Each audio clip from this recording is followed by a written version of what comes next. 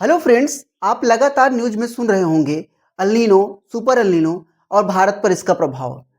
आइए इसको एक एक करके समझते हैं। तो सबसे पहले समझेंगे अल नीनो को। अल नीनो शब्द की उत्पत्ति पेरू और इक्वाडोर के तटवर्ती क्षेत्र के मछुआरों द्वारा की गई है।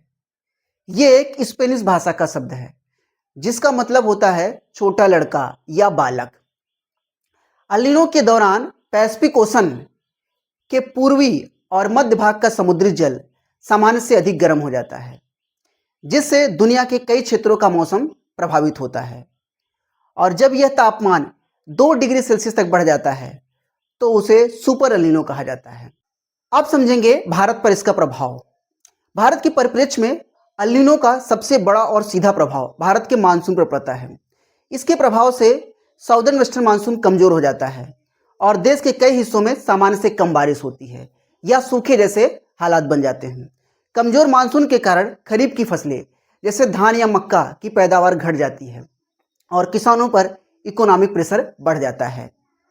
सामान्य से अधिक गर्मी और लंबे समय तक चलने वाला हीट वेव का प्रभाव भी देखा जाता है। आइए अब जानते हैं इंडियन मेट्रोलॉजिकल डिपार्टमेंट यानी आईएमडी की ताज़ा रिपोर्ट क्या कहती है। आईएमडी के अनुसार भारत इस समय एक बड़े मानसून संकट का सामना कर रहा है। जून का महीना पिछले 100 वर्षों में तीसरा सबसे सूखा जून साबित हुआ है, क्योंकि जून के महीने में देश भर में लगभग 40% बारिश की गिरावट हुई है।